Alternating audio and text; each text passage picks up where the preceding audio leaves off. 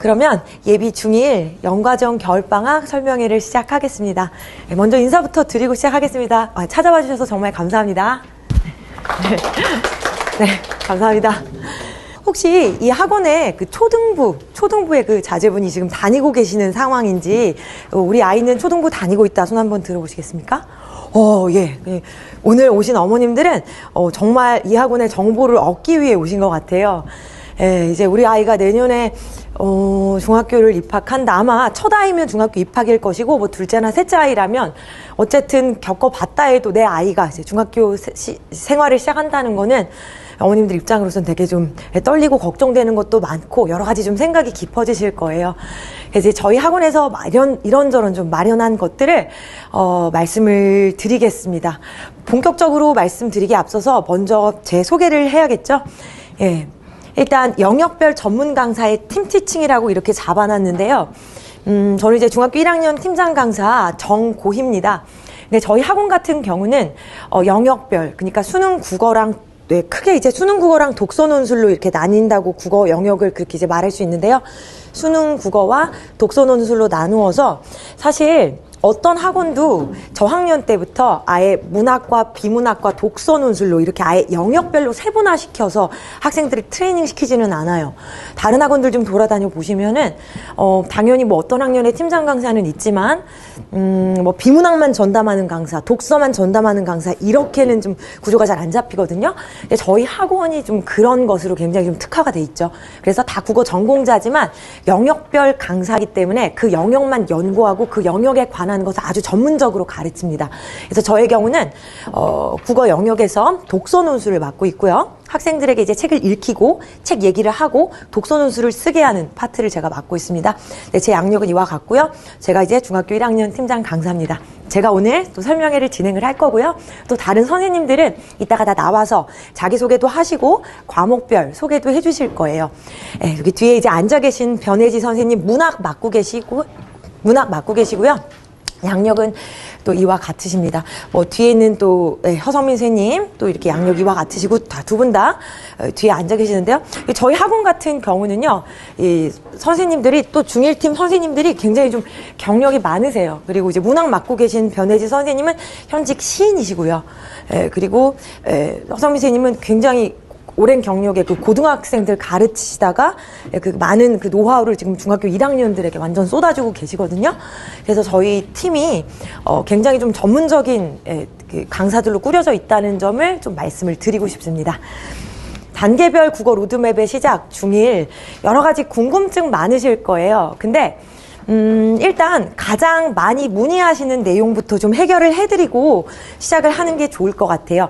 어머님들 오늘 그 자료 받으신 거 보면요, 총 3권이 있을 거예요. 맞습니까? 네네, 맞죠? 개강 안내문이라고 써져 있는 그 책자, 그건 이제 중등부 개강 안내문 좀 더 개괄적으로 볼 수 있는 거고요. 고입, 대입 가이드북 보이시죠?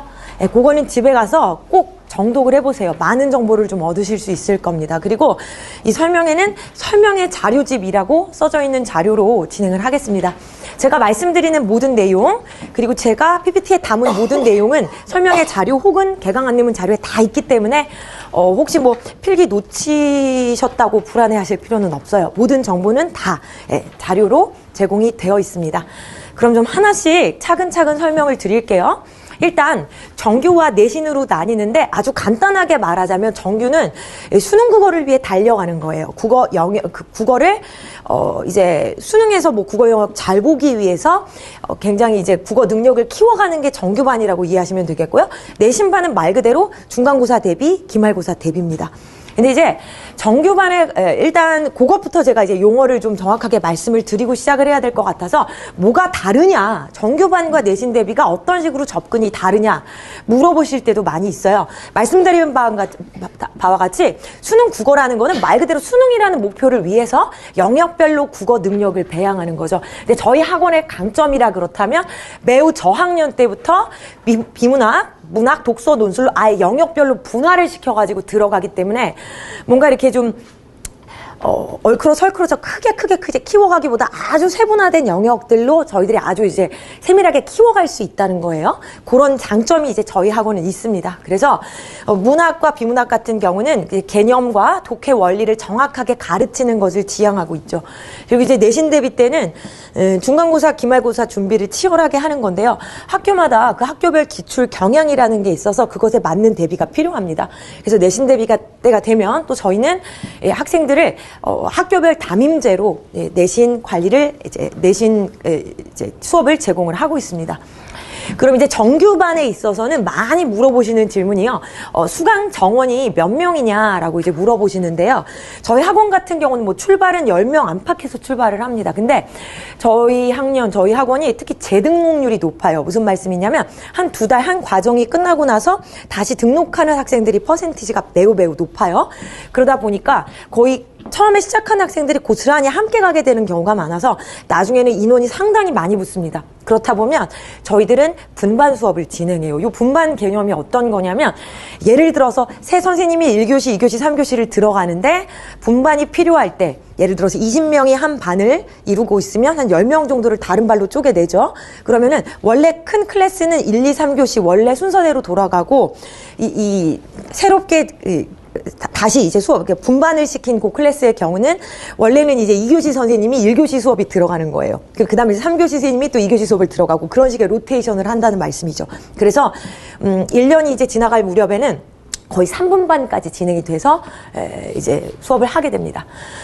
레테가 왜 없는지를 많이 물어보시는 경우가 많은데요.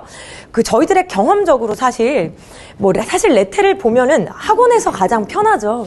왜냐면은 우수한 아이들 골라내서 우수한 아이들을 조금은 빡세게 지도를 하면 당연히 이제 좋은 실적은 나오게 되어 있거든요.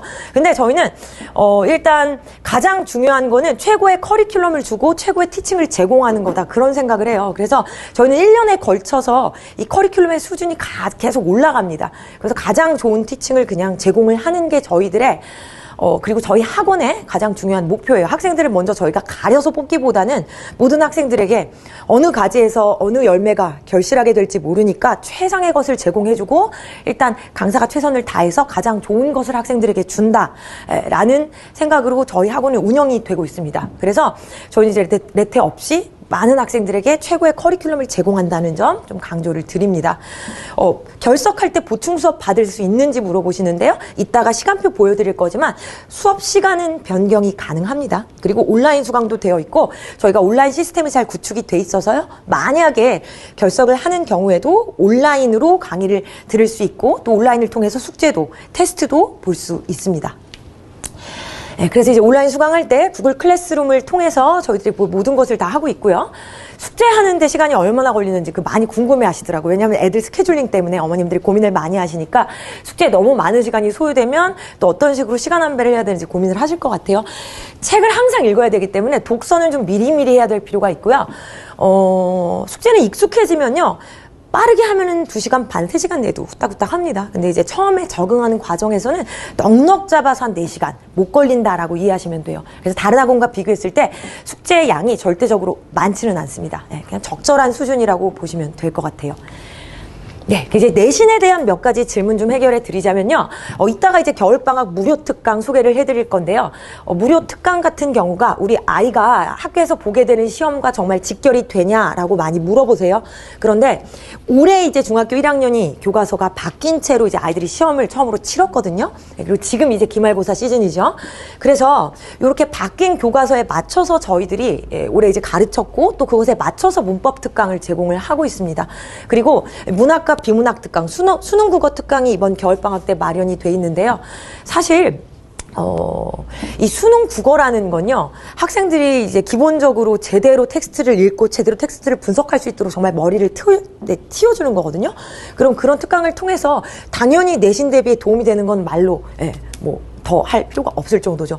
그리고 이제 저희들이 이제 아이들에게 보게 하는 문학 작품이라든가 비문학 지문도요, 학생들이 결국 교과서라든가 학교에서도 만날 수 있는 것들이 많이 있어요. 그래서 이따가 소개드릴 무료 특강은 꼭 좀 학생들 보내주시기를 부탁을 드리겠습니다.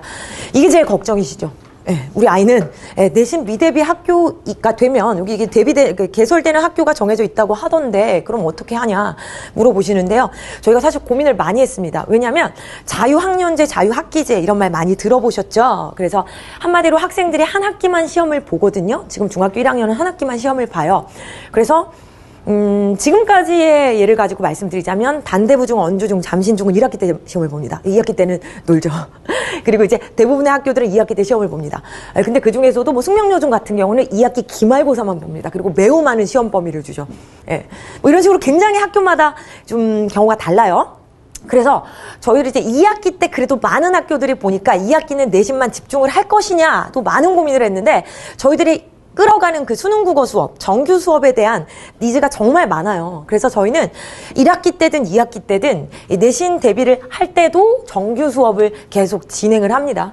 그래서 내신 미개설 학교의 경우는 저희들이 제공하는 과제집, 이제 정규반으로 이제 등록을 하시는 경우에 무료로 과제집을 드리거든요.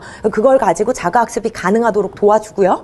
그 외에 끊임없이 정규 수업을 제공을 하면서 애들이 국어의 끈을 놓지 않도록 그렇게 하고 있습니다. 그래서 내신 미개설 학교의 경우는 이런 대안이 있다는 점 기억해 주시면 되겠습니다. 네.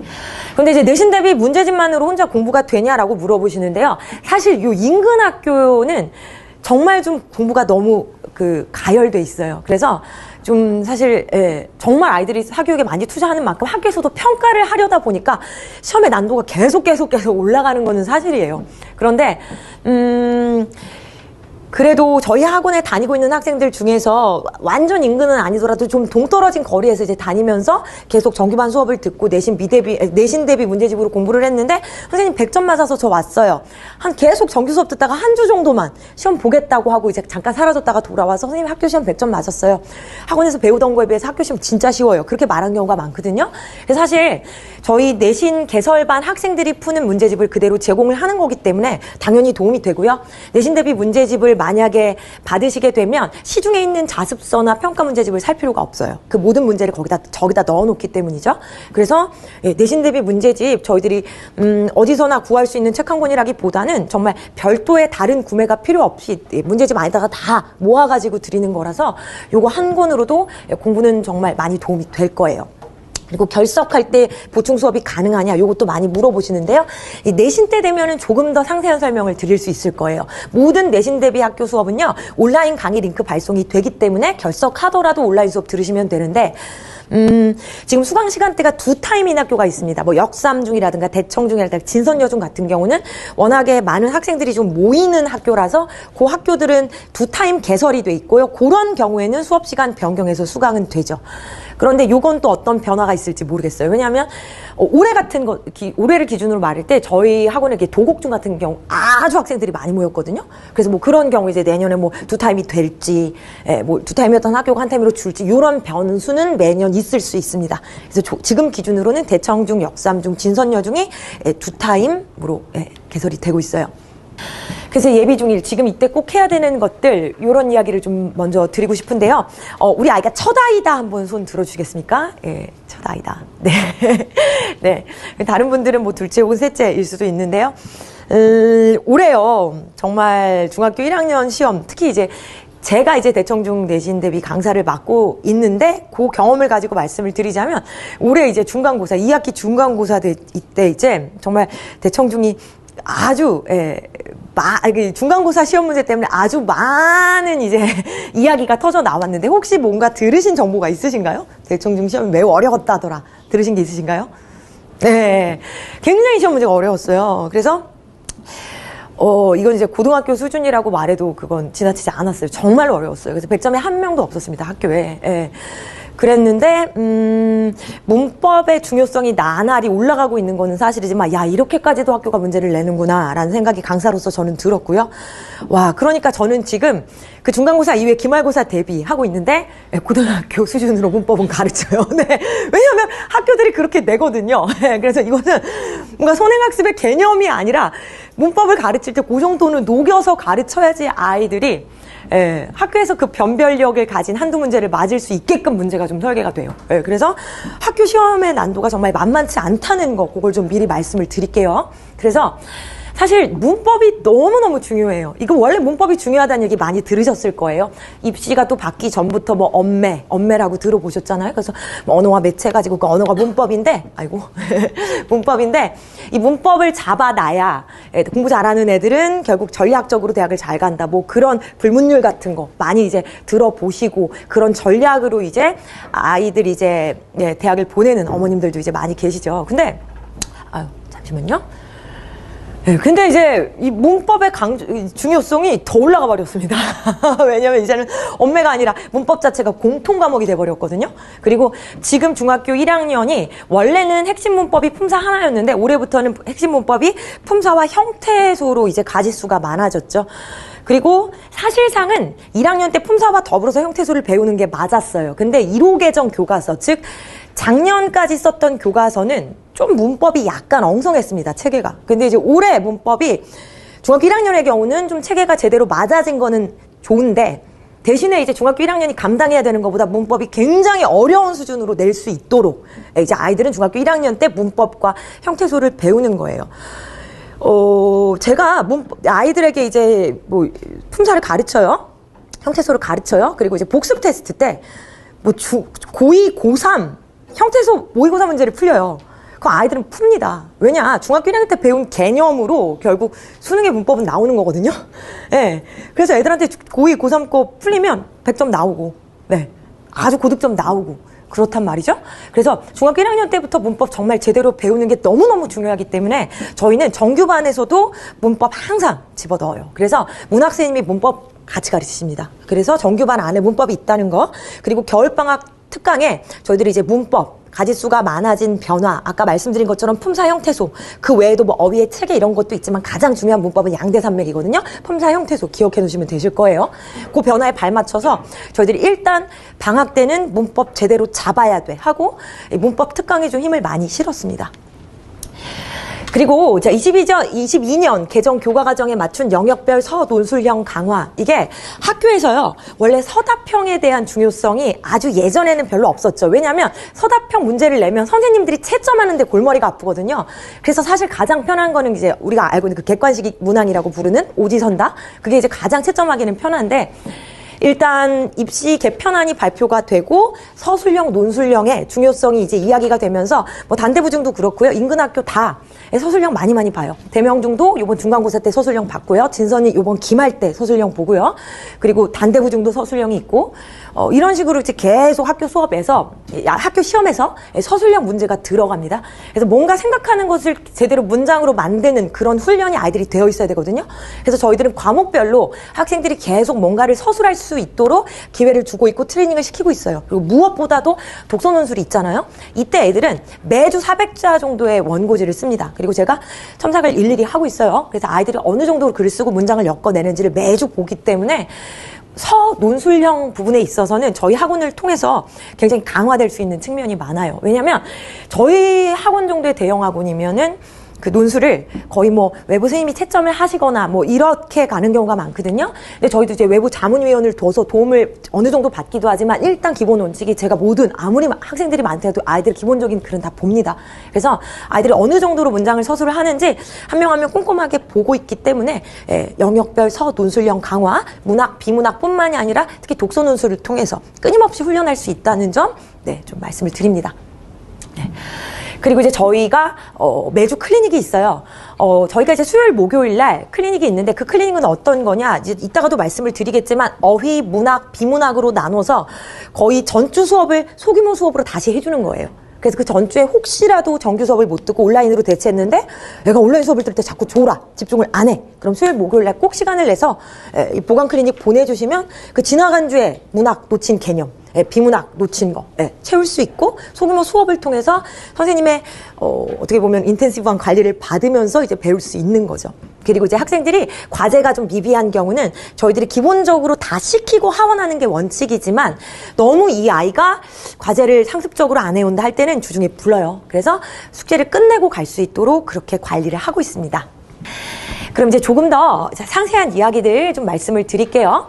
먼저 이걸 좀 보여드리고 싶은데요. 일단 서술형, 논술형, 문제 해결 능력 강화 훈련 이런 거 대체 어떤 거야? 이렇게 궁금하실 텐데요. 이게 뭐냐면 제가 이제 제공하는 독서 논술의 개요예요. 네. 그러면 요런 개요에 맞춰서 매주 글을 쓰는 거예요. 그럼 학생들이 일단 그 개요에 제시된 보기를 이해를 하고 이 보기에서 제시하는 것들을 정확하게 서술을 해야 되거든요. 근데 이런 훈련이 결국 서술형, 논술형 훈련입니다. 그래서 지금 학생들이 그 보고 글을 적는 그 실제 그 보기를 가지고 온 거라서 한번 좀 봐주시면 될 것 같고요. 네, 그리고 이제 정규 수업 미리 말씀드렸지만 문학, 비문학, 독서, 논술 이렇게 세 개로 분화가 돼 있죠. 그리고 문법 너무 중요하기 때문에 저희들은 문법까지도 정규반 안에 계속 이제 집어넣고 있고, 그리고 특강을 통해서도 학생들이 계속 문법을 공부할 수 있도록 그렇게 하고 있습니다. 이제 내신 수업은 아마 이제 1과정, 2과정 때 더 내신 수업에 대해서는 자세하게 좀 말씀드릴 수 있는 기회가 있을 겁니다. 일단 저희는 내신은 학교별 담임제예요.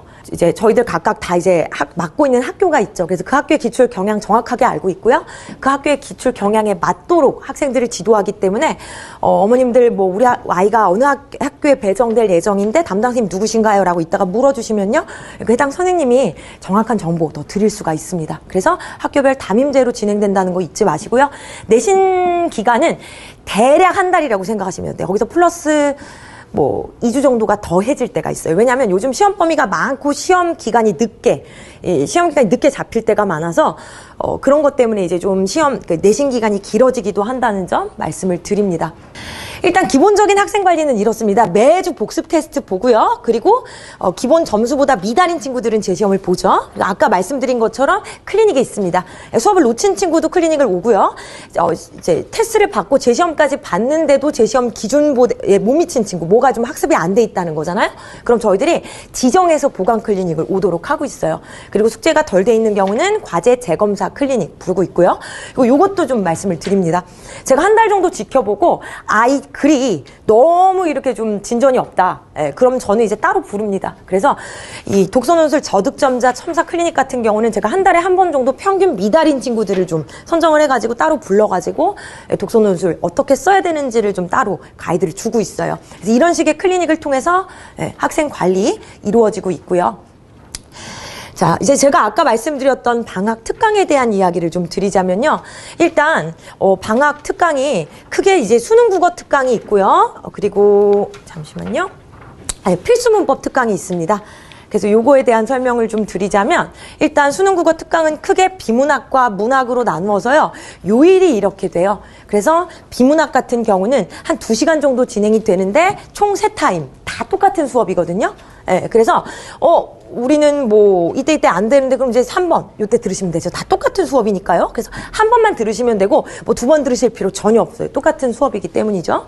그래서 요것에 관련돼서는 안내문 책자에 아주 자세하게 나와 있기 때문에 또 보시고, 또 이맘때 되면은 저희가 문자를 통해서 특강 신청 여부에 대해서 여쭙게 됩니다. 그럼 이제 신청을 해주시면 됩니다. 네, 문학 같은 경우는 뭐 문학 선생님이 나중에 또 이야기를 해주시겠지만 학생들이 뭐 우리 아이가 뭐 이과 성향이라서 문학을 잘 못 읽어요. 문학을 잘 이해를 못 해요. 뭐 이런 문의 제가 굉장히 많이 들었어요. 그래서 일단 문학이라는 것도 정확하게 개념을 알고 접근해야지 그냥 감수성만으로 접근할 수 있는 건 아니거든요. 근데 이제 문학 선생님은 감성도 키워주시면서 개념에 대해서도 아주 정확하게 훈련을 시켜주십니다. 그래서 일단 개념어에서 문학 문제에서 많이 나오는 개념어부터 제대로 정리를 해야 된다 하는 취지에서 개념어 정리 특강이 이제 깔려 있습니다. 문학 선생님이 진행을 해주시는데요. 역시 똑같은 수업이 3번에 걸쳐서 이루어지니까 뭐 이 중에 한 번만 선택해서 보내주시면 돼요.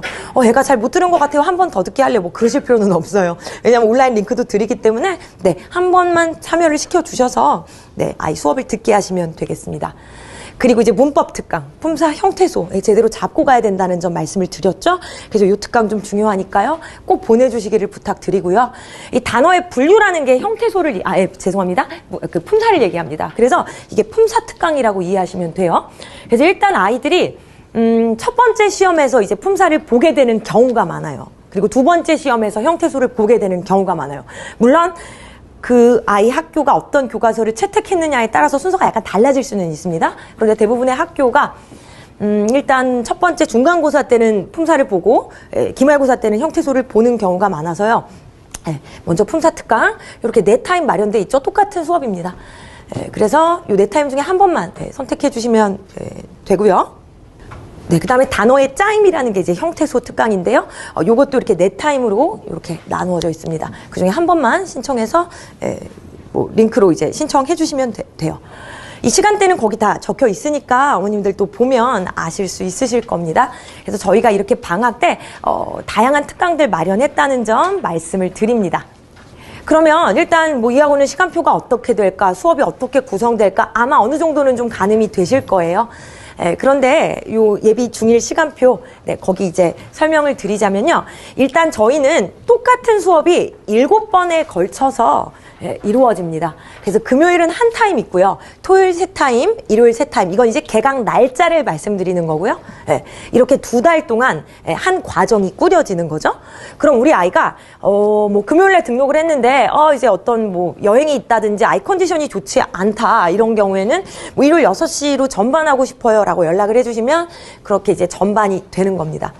그래서 기본적으로 7타임의 수업이, 7번의 수업이 다 같은 수업이 이루어진다는 거 이제 기억하시면 되겠고요. 그럼 한 번 아이가 학원에 오면 3시간 20분을 학원에서 머무르게 되잖아요. 그럼 3시간 20분이 어떤 식으로 짜여지냐. 기본적으로 한 영역별로 1시간씩 배당이 된다라고 이해하시면 돼요. 네, 이제 여기 쉬는 시간을 넣어서 이렇게 시간을 적어 놓았고요.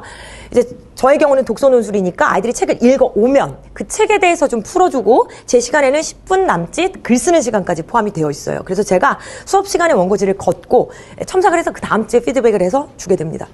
자, 문학 문법 시간에 선생님이 이제 뭐 문학 한 작품 한 개념을 가르치는 시간 50분 정도 소요가 되는 거죠. 그리고 비문학도 한 지문, 독해 원리를 가지고 읽을 수 있도록 그렇게 선생님이 수업을 구성을 하십니다. 그렇게 1시간씩 수업을 듣고요. 중간에 복습 테스트 20분이 들어가 있는 거예요. 그래서 전주에 배웠던 내용, 독서 같은 경우는 읽어온 책 내용에 대한 확인 문제, 그리고 저희가 학생들에게 이제 과제집을 통해서 어휘 학습을 좀 많이 시키거든요. 한자도 외우게 하고, 한자어도 외우게 하고, 사자성어도 외우게 하는데 매주 10문제씩 한자도 물어보고, 사자성어도 외웠는지를 체크하는 어휘 테스트까지도 포함이 되어 있어요. 그렇게 복습 테스트 20분이 들어가 있다라고 이해하시면 돼요. 그래서 왜 3시간 20분이냐? 3과목 수업하고 20분 테스트 보는구나 라고 이해하시면 되겠어요. 그래서 1교시 때는 테스트를 안 봐요. 왜냐면 애들이 좀 지각하는 경우가 많죠. 그래서 보통 테스트는 2교시 정도에 이루어집니다. 그리고 2교시가 끝나고 나서 이제 어머님들께는 아이 학교 보낸 지 한 2시간이 지나면은 뭐 패스 넘패스, 네, 예를 들어서 테스트를 봤는데 뭔 잘 받고 뭔 못 받고 뭐는 제시 걸렸고 그리고 애가 숙제를 했고 안 했고 문자를 이제 받으실 수가 있죠. 네, 이렇게 이제 꾸려지고 있습니다.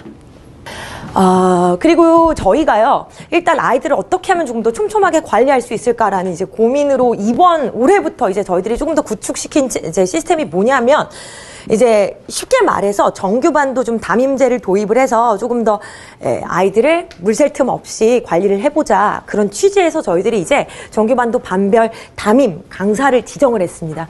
그래서 예를 들어서 우리 아이는 이제 죄송합니다, 제가 여기다 요일을 적었는데요, 요일이 제대로 좀 명시가 안 됐네요. 뭐 금요일, 토요일, 일요일, 네, 아실 거예요. 근데 우리 아이가 이제 토요일 10시 반이다 그럼 이제 기본적으로 문학 선생님, 변혜지 선생님이 담임 강사신 거예요. 그럼 이제 선생님이 그 아이의 어떤 수업 태도라든가 이제 성적 데이터 같은 것을 계속 이렇게 파악하고 계시기 때문에 우리 아이 어떻게 수업 듣고 이제 궁금해 그러면은 담임 선생님 찾으셔가지고 이제 문의하시면 되는 거죠.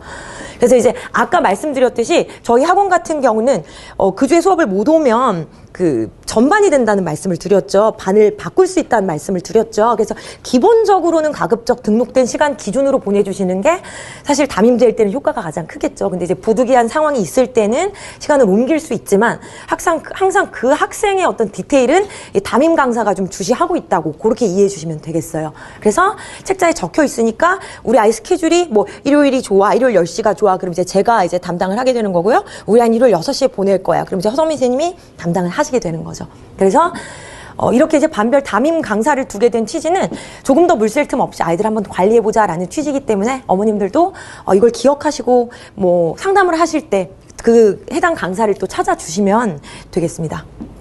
미리미리 얘기를 다 드린 부분이라서요. 그냥 짧게 말씀드리고 넘어갈게요. 독서 논술이라는 거는 이제 제가 맡고 있는 시간이고요. 책을 읽어와야 되고 책에 대한 내용을 설명을 해주고 제 시간에 논제, 대학 입시 논술을 좀 쉽게 설계한 그런 논술 문제를 학생들에게 줍니다. 그래서 그걸 가지고 학생들이 이제 실제로 논술을 쓰도록 지도를 하고 있고요. 이제 모든 것이 이 1시간 안에 이루어지는 거죠. 그럼 이 독서 논술에 대한 평가와 피드백은 어떻게 이루어지냐? 일단 논술문 제출하는 것으로 평가가 이루어지고요. 그리고 책 제대로 읽어왔니? 복습 테스트 안에 독서 테스트가 들어있어요. 이걸 통해서 책 제대로 읽어왔는지를 점검하는 거죠. 그리고 학생들의 과제집은 항상 책 읽은 것에 대해서 단답형, 서술형으로 문제를 풀도록 구성이 되어 있습니다. 그리고 매주 모범 답안, 전주에 쓴 논술문에 대한 모범 답안도 주면서 그것을 이제 필사하는 거, 옮겨 적는 것도 훈련을 시키고 있어요. 네, 문학, 문법, 수업 때 개념을 배우고 작품을 배우죠. 그리고 요번에 배우게 될 문법은 의문의 체계라서 제가 여기 이렇게 적시를 해 놓았습니다. 그럼 전주 배운 내용에 대해서 그 다음 주에 테스트가 이루어지는데 항상 강남권 기출 문제, 유사 문제 하나씩을 집어넣어서 서술형을 직접 쓰도록 그렇게 하고 있습니다. 근데 이제 문학 같은 경우는 점수가 평균 미달, 저희들의 기준 점수보다 안 나오면 그 학생은 그 다음 주 소규모 클리닉 무조건 와야 돼요. 80점까지는 패스인데요. 70점, 60점인 경우는 무조건 소규모 클리닉 나오도록 저희들이 지정을 하고 있습니다. 그리고 과제집도 뭔가 이렇게 계속 써볼 수 있도록 훈련을 시키고 있고요. 비문학도 마찬가지입니다. 수업 때 배웠던 것을 그 다음 주에 평가하고 기준 점수에 못 미치면 클리닉 무조건 지정됩니다. 그리고 과제집도 끊임없이 뭔가 요약문을 쓰고 학생들이 좀 직접 서술해 볼 수 있도록 그렇게 저희들이 지금 이끌어 가고 있습니다. 그래서 매주 테스트 결과 어머님께 문자로 전송을 드리죠. 아까 말씀드린 것처럼 2교시 때 테스트 보고 2교시가 끝나기 전에 어머님께는 이제 문자 발송이 되고요. 그리고 저희 학원의 장점 중에 하나가 한 달이 지나면 과정의 마지막 주에 종합성적표를 발표를 해요. 발송을 드려요. 그걸 보면 매주 우리 아이가 4가지 영역 중에 어떤 걸 잘했고 어떤 걸 못했고 그리고 2달에 걸쳐서 숙제 수행 여부가 어떻고 이런 것들이 굉장히 좀 자세하게 도표 그래프화 되어서 나오거든요. 그래서 이 과정별 성적표 잘 보시면 애가 잘 따라가고 있는지를 좀 한눈에 보실 수 있을 거예요. 그래서 한 주 한 주의 통계로 그런 좀 한 주 한 주의 통계라는 건 약간 흩어진 구슬 같은 거고 좀 깨워야지 뭐가 보이잖아요. 그래서 2달이 지나고 나서는 종합 성적표를 통해서 우리 아이가 어느 정도로 따라오고 있는지를 좀 가늠할 수 있도록 저희들이 지표를 제공하고 있습니다. 그리고 매주 주는 논술 답안, 저는 이걸 잘 좀 모아두라고 아이들에게 말을 하는데요. 애들이 항상 논술문을 쓰면은 그것에 대해서 피드백 해가지고 채점 해가지고 아이들에게 주는데 그거 잘 모아놓으면 애가 어느 정도로 글이 올라가는지도 좀 보이실 거고요.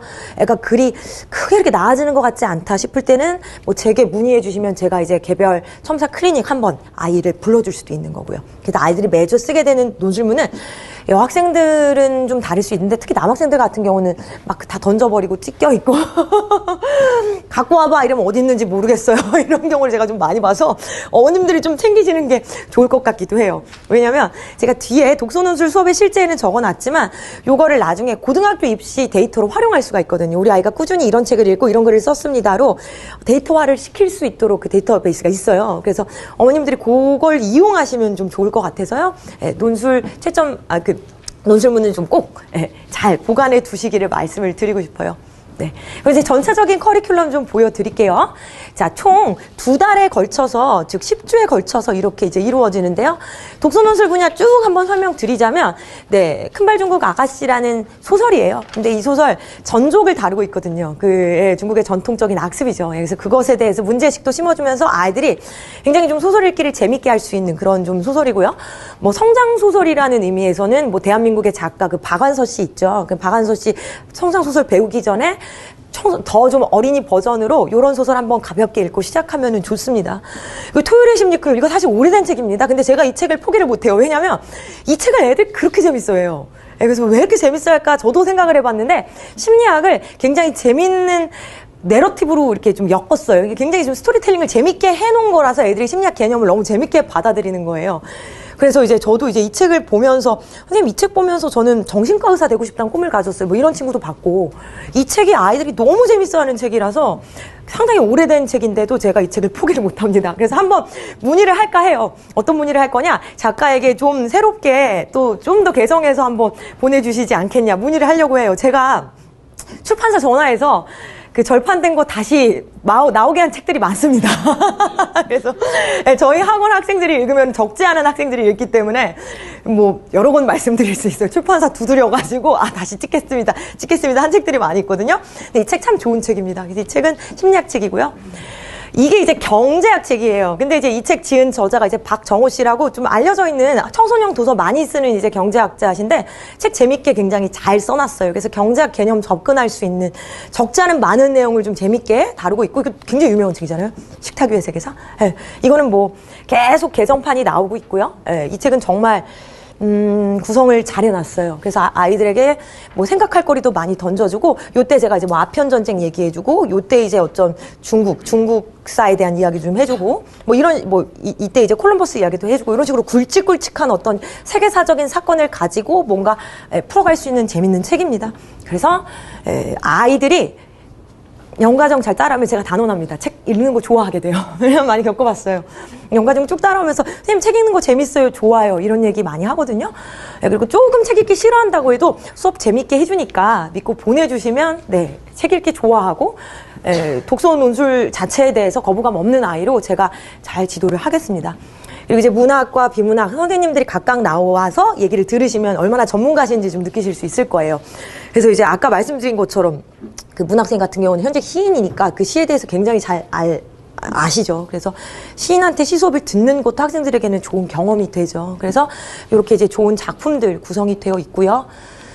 일단 뭐 중학교 1학년 때는 가장 중요한 게 뭐 대부분 1학기 1단원이 문학과 표현, 비유, 상징 뭐 구분하는 거예요. 그리고 이제 뭐 2학기 때 일단은 문학과 성찰, 자기를 돌아봅시다, 이런 게 많거든요. 그래서 주로 이제 1학년 교과서에 이제 실려 있는 중요한 작품들 여기다 다 실어놔서 꼭 알아야 되는 그 장르별 개념들 쌤이 이제 가르쳐 주실 거고요. 문법, 한 과정에 문법 하나씩 들어갑니다. 그럼 문법 한 번만 들어가나요? 여기 보십시오. 저희가 꾸려나갈 연가정 커리큘럼과 이렇게 특강이 좀 괴를 같이 하고 있다는 걸 보시면 될 것 같아요. 요때부터 이제 수능 국어 특강 들어가서 문학 비문학 특강이 요 주간에 이루어지거든요. 죄송합니다. 그리고 이제 요때 이제 문법 특강 들어가고요. 또 문법 특강과 수능 국어 특강 다시 들어가고, 요런 식으로 이 문법이 있기까지 특강을 통해서 2달 내내 뭔가 이렇게 좀 굉장히 특강이 정규 수업을 이렇게 서포트 해줄 수 있도록 좀 탄탄하게 저희들이 수업을 구성을 해놨어요. 그리고 이제 비문학에 있어서는 비문학 선생님이 정말 잘 가르치시거든요. 이게 지문과 상관이 없어요. 이 선생님이 독해 원리 이런 걸 굉장히 이제 그 응축된 모든 노하우를 중학교 1학년 어린 학생들한테도 다 풀어서 주시기 때문에, 중학교 1학년은 뭐 설명문이 뭐고 논술문이 뭐야, 그것도 구분하고 들어가야 되고요.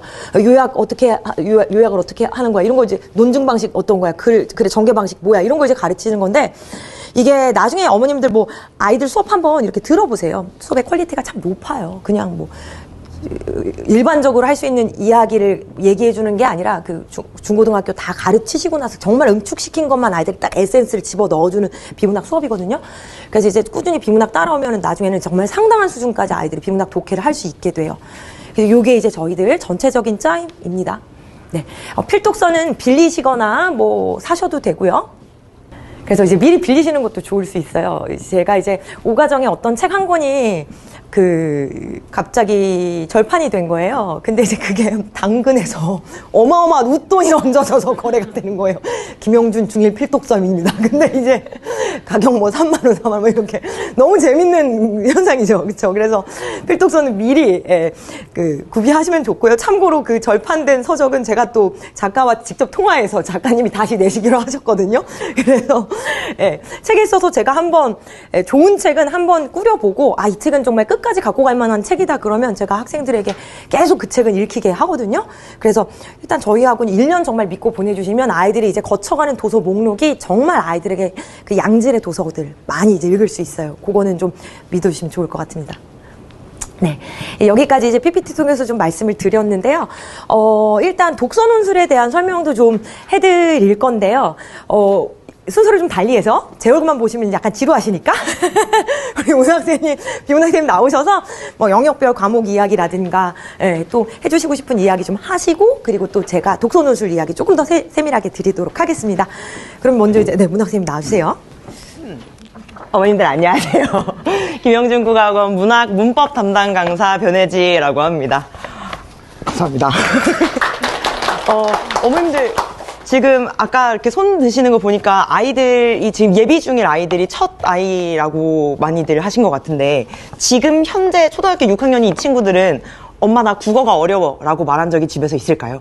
거의 없을 거라고 생각을 합니다. 근데 이 국어가 어려워라는 말을 한 번도 안 했던 친구들이 이제 중학교에 올라가면 국어가 제일 어려워. 오히려 수학이 쉬워. 과학이 쉬워. 라고 말하는 애들이 이제 속출하기 시작해요. 특히 남학생들이 그런 경우가 많은데요. 고등학생들이 국어가 어려워 라고 말할 경우에 굉장히 많은 비율의 학생들이 비문학이 어렵다고 얘기를 할 거예요. 그런데 중학교 1학년생들이 국어가 어려워 라고 말할 때는 두 가지 정도라고 볼 수가 있겠습니다. 첫 번째, 시가 어려워고요. 두 번째, 문법이 어려워라고 말할 수가 있겠습니다. 제가 그 두 개를 다 담당하고 있습니다. 자, 첫 번째로는 시가 어렵다는 얘기를 많이 하는데 초등학교 때는 시가 안 어려웠는데 중학교에 들어가서 갑자기 왜 시가 어려운가라고 했을 때 이제 중학교에 들어오면은 개념어라는 것을 같이 배우게 되는 거죠. 시의 내용만 그냥 알고 끝나는 것이 아니라 그 시에 직유법도 들어가 있고 은유법도 들어가 있고 시각적 심상도 들어가 있고 반어법도 들어가 있고 또 뭐 무슨 전개 방식도 있고 화자도 있고 뭐 이런 식의 개념어들을 배워야 되는데 아까 팀장님이 소개를 해주셨지만 저는 예고를 나왔고 그 다음에 이제 대학에서도 문학을 전공했고 시를 전공했고 시인으로 활동을 하고 있어요. 그런데 그럼에도 불구하고 학교 문학이 좀 어렵고 재미가 없었습니다. 근데 그 이유가 그랬던 것 같아요. 작품이랑 이 표현법이 잘 들어맞아지지가 않는 거예요. 내가 이 작품을 배울 때 직유법이라는 걸 도대체 왜 알아야 돼? 직유법이라는 개념을 몰라도 나는 이 시를 알아들을 수가 있는데 왜 도대체 이 직유법, 은유법 하는 지겨운 표현법을 알아야 되지? 뭐 이런 고민들이 학교 다닐 때도 있었고 처음 아이들을 가르칠 때도 있었던 것 같아요. 근데 그래서 아이들한테 이 표현법을 왜 배워야 되냐면 하는 동기부여를 이 수업의 앞선 부분에 정말 많이 해줍니다. 얘들아, 시인들이 표현법이라는 걸 그냥 쓰는 게 아니라 자기가 하고 싶은 말이 있는데 이 말을 훨씬 더 잘 하고 싶어서 하는 거야. 너네 사랑해라는 말 100번 들어봐. 100번째 들었을 때 그 사랑해라는 말이 감흥이 오니 안 오니? 그럼 안 온다고 하잖아요. 그렇죠? 그러면 이 사랑해라는 말을 어떻게 해야 돼? 선물도 주면서 해야 되고 뭐 가끔은 이벤트도 벌여야 되고 이러면서 사랑해라는 말을 해야 되잖아. 시의 표현 방법도 똑같은 거야. 하면서 이 표현법이라는 것을 왜 배워야 되는지 그리고 이 시에서 도대체 어떤 효과를 가지고 있는지 이런 것들을 설명해주면서 또 배우면 아이들이 생각보다 잘 받아들입니다. 화자 같은 개념도 그렇습니다. 뭐 화자랑 시인이랑 다른 거야. 뭐 이런 얘기 해도 사실 애들 머릿속에 잘 안 들어가죠. 그래서 저는 어떻게 하냐면 시인 사진을 뽑아갑니다. 저기 이제 5주차에 보시면 3주차에 보시면 이장근의 나는 지금 꽃이다 라는 시가 있어요. 요거 22페이지에 있는 아까 여기 나왔던 커리큘럼인데요. 그 나는 지금 꽃이다가 무슨 내용이냐면 중학교 1학년 정도 되는 청소년 화자가 미용실 가서 머리 자르면서 누나가 머리 잘라주니까 나는 지금 꽃인가? 뭐 이런 시예요. 그러니까 청소년 화자가 나오는데 시인의 사진을 뽑아가면 애들이 시인과 화자가 확 구별이 됩니다. 왜냐면 여기 나와 있는 이장근 시인은 현재 50대거든요. 이 아저씨가 지금 나는 지금 꽃이다라고 말한 거야. 그러면 애들이 이제 그 기겁을 하게 되는 거죠. 아니요. 그래서 시인이랑 화자는 다른 거야. 이런 식으로 아이들이 확 와닿을 수 있도록 개념을 가르치고요. 시의 내용도 사실은 시의 내용이 그렇게 어려운 내용들은 아니죠. 뭐 1주차에 보시면 봄은 고양이로다. 봄의 따뜻한 내용이 고양이의 어떤 그 기운이랑 비슷해. 근데 뭐 말이 이렇게 되어 있잖아요.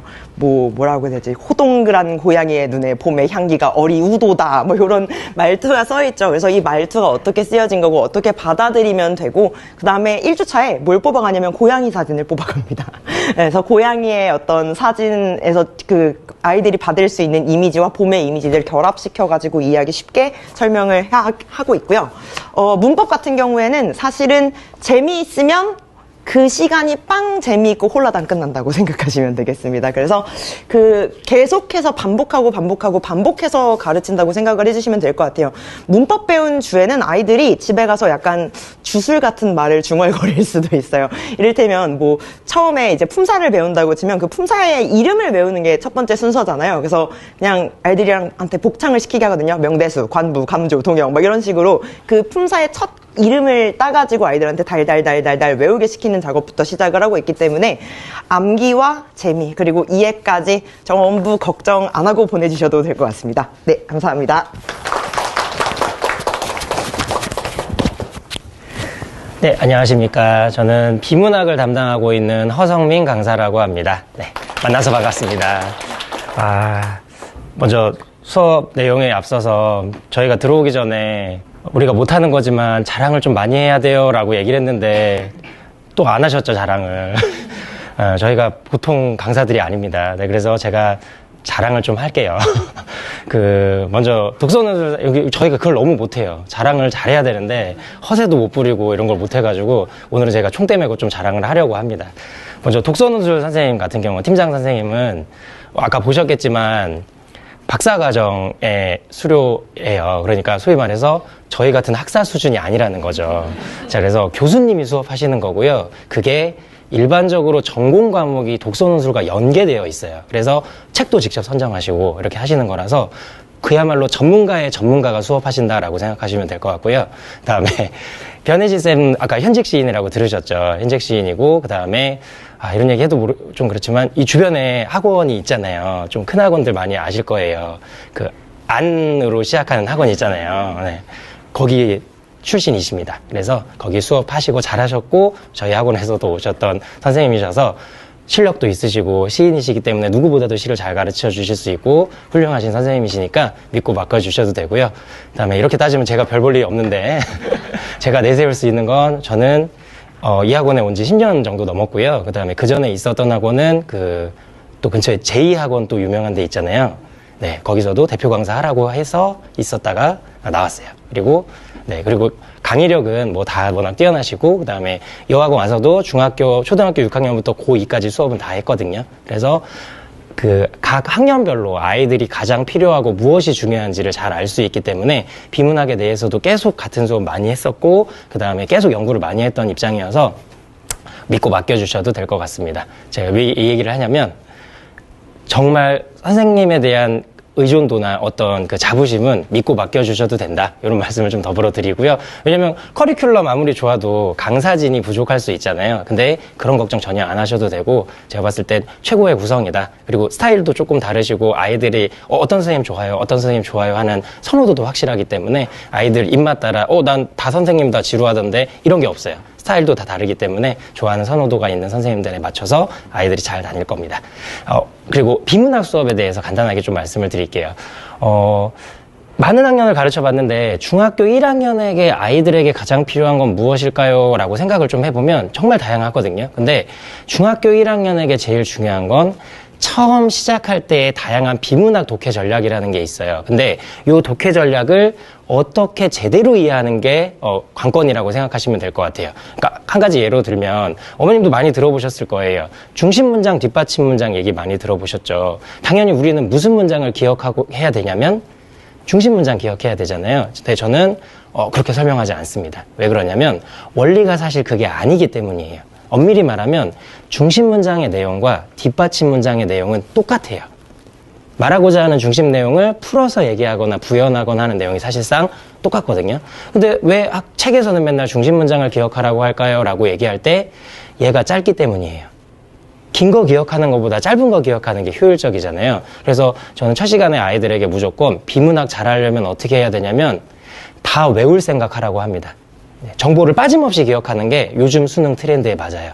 그래서 살짝 있는 정보도 놓치지 않고 가는 게 중요하거든요. 근데 중심 문장 기억하고 뒷받침 문장이 있으면 정보가 중복되잖아요. 그러니까 짧은 거 하나만 기억하는 거다. 요 원리를 알려줘요. 그러면 내가 걸러낼 정보와 기억해야 할 정보를 아이들이 처음 시작할 때 독해 이렇게 하는 거구나 라는 걸 알 수 있습니다. 근데 보통 독해를 잘하는 친구들은 이게 무의식 중에 잘 돼요. 선생님 말 안 해도 난 요거만 기억이 잘 나던데요. 근데 그걸 못하는 친구들은 차근차근 요거를 안내를 받고 꾸준히 연습을 해야 되는 거예요. 그래서 1학년에서 주요한 커리큘럼에 나오는 주요 학습 목표를 제가 나름대로 재해석해서 원리로 바꿔가지고 아이들에게 차근차근 설명해 줄 겁니다. 요 내용은 그 어디도 없어요. 저만 가지고 있는 내용입니다. 그래서 아이들에게 독해를 할 때 어떤 거가 가장 좋은 거냐 이런 것들을 좀 아이들에게 많이 알려줄 거고요. 또 한 가지 허세를 좀 부리자면 요즘에는 이제 제가 1학년을 많이 맡아가지고 찾아오는 학생들이 없어요. 근데 고등부 맡았을 때는 찾아오는 친구들이 좀 많았거든요. 3년 전에는 어떤 친구 찾아오냐면 단대부고 출신 학생인데 그 학생은 수능 한 개 틀렸어요. 네, 전 과목 다 맞췄거든요. 다 맞추고 시험 성적표 날 와가지고 저한테 성적표 보여주면서 자랑하러 왔어요. 근데 제가 그 친구들 만나게 되면 꼭 하는 인터뷰가 뭐냐면 조용히 불러가지고 너가 생각하는 비문학 독해의 제일 중요한 전략이 뭐냐 이거를 꼭 물어봐요. 그러면 요 아이가 저한테 막 얘기합니다. 무슨 인터넷 강의도 뭐 들었는데 제가 독해할 때 뭐가 제일 중요했습니다. 이 수업이 좀 좋았어요. 그래서 그 아이가 선생님 수업할 때 아이들한테 요 얘기 꼭 해주세요 라고 얘기를 해요. 그러면 제가 몰랐던 것들도 아이들한테 좀 배우게 되거든요. 이런 것도 좀 아이들에게 많이 알려주고 이 얘기를 아이들한테 많이 하면 애들 눈이 반짝반짝해져요. 왜냐면 수능 한 개 그 해 수능 만점자가 3명 나왔어요. 얘는 전국 4등이었거든요. 그래서 이렇게 간 애도 있었고 잠실고 친구는 내신 등급이 1.06 나온 친구도 있어요. 그러니까 3학년 때까지 올 1등급에 2등급 하나 나온 친구. 이 친구 서울대 의대 갔는데 이 친구도 찾아왔어요. 스타벅스 기프티콘 갖고 찾아왔는데 얘한테도 인터뷰 땄거든요. 너가 생각했을 때 뭐가 제일 어렵고 뭐가 하냐 그랬더니 국어 어렵지 않아요. 그러면서 막 얘기를 해요. 그래서 그런 것들을 아이들한테 녹여서 설명하는 거기 때문에 아이들에게 좋은 정보 그리고 소위 말하는 현장에 있는 저보다 더 가까운 선배들의 조언이잖아요. 이런 것들도 좀 녹여가지고 많이 정보로서 알려주고 그리고 그냥 얘 얘기를 옮겨 적지 않아요.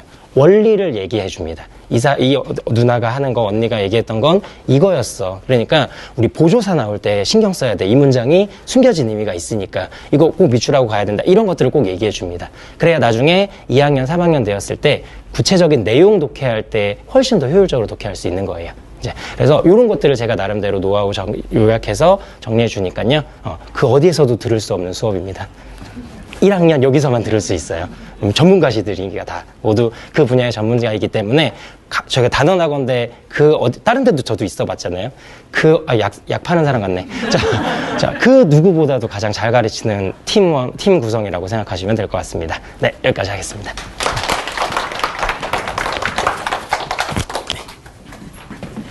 네, 아까 김문학 쌤이 좀 자랑을 하셔야 돼요. 이렇게 얘기하셨는데 정말 자랑도 해주시고 막 저희 팀원께 말씀 너무 잘해주셨죠? 네. 감사드리고요. 마지막 독서 논술에 대한 것만 좀 상세한 안내 드리고요. 질의응답 시간 갖도록 할게요.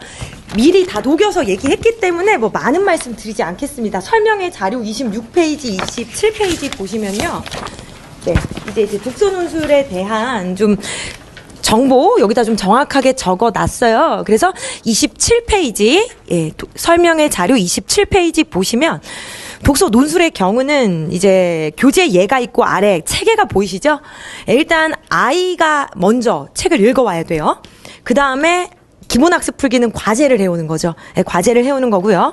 그리고 이제 제재 이해하기라는 게 이제 수업 내용 관련해서 제가 수업을 해주는 겁니다.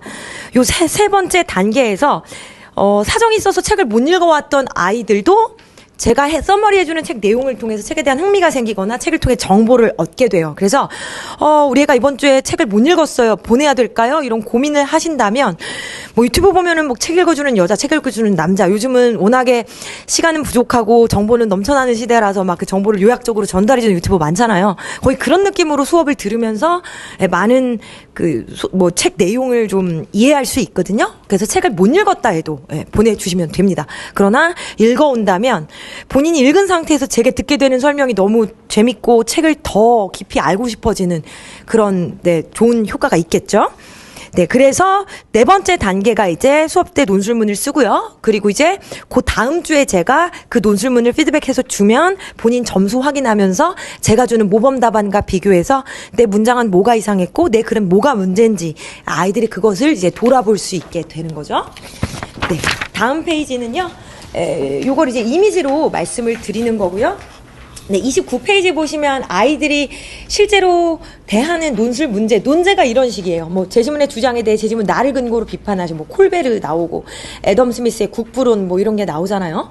그러면 제가 뭐 청소년을 위한 경제 역사라는 책입니다. 그 책에서 이제 콜베르라는 사람 이야기가 나와요. 그럼 그걸 이제 가르쳐 주죠. 그리고 이제 애들이 이미 수업 때 배웠기 때문에 매우 어려워 보이는 이 논제가 아이들은 알아들을 수 있는 논제가 되는 거예요. 그래서 아래에 있는 그 개요를 기반으로 학생들은 글을 쓰게 됩니다. 맨 아래에 있는 표가요, 제가 이제 논술문을 채점하는 기준이에요. 자, 마지막 페이지 30페이지. 30페이지 독서 논술 부분에 30페이지 보시면요. 제가 아까 아이들이 쓴 글을 모아 놓으시라고 말씀드렸죠. 바로 이겁니다. 독서 교육 종합 지원 시스템이라고 있죠. 30페이지. 예. 이거를 학교 사서쌤한테 아이디 비번을 받으시면 돼요. 예, 그러면 여기 들어가서 이 프로그램에 들어가서 아이가 매주 쓰는 글을 입력을 해 놓으면 되거든요. 그럼 그게 이렇게 많이 쌓이면 나중에 그 전체적인 데이터가 고등학교 입시 때 이제 활용할 수 있는 자료가 돼요. 예, 우리 아이가 이런 책을 읽었고 이런 글을 적었다라고 이제 데이터화 시킬 수 있는 사이트니까 요거 꼭 기억을 해두시고요. 마지막으로 보여드리고 싶은 거는요, 33페이지 보시면 되겠습니다.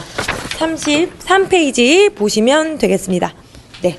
33페이지가 저희 학원의 교재와 과제집, 그리고 매주 나가는 복습 자료 좀 이미지로 보여드리고 싶어서요. 여기다가 수록을 해놨고요. 34페이지를 보시면요. 34페이지 위에는 한자어, 사자성어 뭐 보이실 거예요. 아래는 한자가 보이실 거예요. 딱 요 정도의 한자를 일주일 동안 외우는 거죠. 그리고 요 정도 분량의 한자를 외우고 두 문제 정도를 물어보는 시험을 보게 하는 겁니다.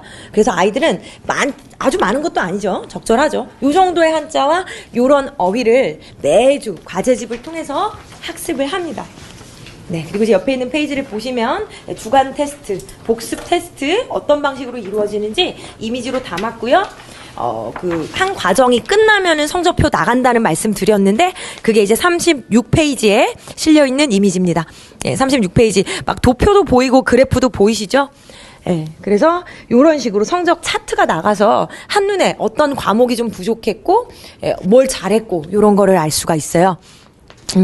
그리고 이번 연과정에는 제가 준비를 하지 않았지만 앞으로 1과정, 2과정 이후에는 2달에 한 번씩 모의고사를 볼 거예요. 근데 1학기가 시험 보는 학교 수는 적고 학생들이 오랫동안 그 정규관을 통해서만 나가다 보면 약간 루즈해지거든요. 학교 시험이 없다 보니까. 그래서 중1이 볼 수 있는 자체 수능 같은 거라고 이해하시면 돼요. 예, 그래서 학생들이 배운 비문학과 문학, 중요한 어떤 지문이라든가 중요한 작품들, 그것과 유사한 지문과 작품들을 활용해서 그 모의 수능, 학생들에게 한 번씩 보게 해요. 근데 이게 이 모의 수능을 통해서 학생들이 이제 등급이 나뉘고 어머님들이 너무 궁금해하는 우리 아이의 좌표, 애가 지금 이 정도 하는구나, 애가 지금 또래랑 비교할 때 이 정도 수준이구나, 이런 걸 좀 정확하게 가늠하실 수 있을 거예요. 그래서 연과정은 일단 좀 밑바탕부터 좀 깔아야 되는 단계라서 아직 모의고사는 좀 이른 시기라 모의고사는 넣지 않았지만 저희 학원의 중1팀만 갖고 있는 매우 좀 특수하면서도 인기가 좋았었던 프로그램이 바로 모의 수능입니다. 그래서 과정별로 항상 모의고사라는 걸 통해서 아이의 등급도 정확하게 어머님께 좀 말씀을 드리고, 뭐 나중에 이제 고등학교 1, 2학년 수준까지도 저희들이 이제 모의고사를 보게 하는데, 꾸준히 따라온 친구들, 뭐 1등급 굉장히 잘하는 친구들도 이제 나와요. 그래서 저희 학원에서 정말 커리큘럼 잘 따라오면 정말 국어에는 도움이 많이 될 거예요. 그래서 그렇게 좀 말씀을 드리고 싶고요. 마지막으로요, 어머님들 아마 읽어보셨을 수도 있어요. 서울대 교수님 중에 남인애라는 교수님이 책을 내셨어요. 혹시 읽어보신 어머님 계십니까? 국어 잘하는 아이가 이깁니다라는 그 책이 요즘 좀 많이 좀 회자가 되고, 어머님들이 좀 많이 보셨다고 하는데요. 그 책 보면요, 꼭 읽어야 되는 독서 목록 같은 거를 좀 이렇게 담아놨는데, 저희 학원이 1년 꾸준히 나가게 될 독서 목록이랑 많이 겹쳐요. 그래서 그런 식의 이제 서울대학교 교수님이 이제 따로 책을 내가지고 학생들에게 권장한 도서 목록과 거의 유사한 아주 비슷한 그 목록대로 우리 아이들이 책을 읽는다라고 이해하시면 되겠습니다. 이 정도 저희가 준비한 이제 설명에는 좀 설명을 다 드린 것 같고요. 그럼 일단 오늘 와주셔서 너무 감사드립니다. 저도 이제 내년 기대돼요. 또 새로운 학생들과 어떻게 한 해를 보내게 될까 너무 기대가 되는데 부디 더 궁금하신 거 있으면 개별 문의나 학원으로 언제든지 연락 주시고요. 이렇게 늦은 시간에 어려운 걸음 해주신 거 정말 너무 감사합니다. 온라인으로 들으시는 분들도 너무 감사하고요. 직접 찾아와 주신 어머님들도 너무 감사드립니다. 그럼 여기서 마무리 짓겠습니다. 감사합니다.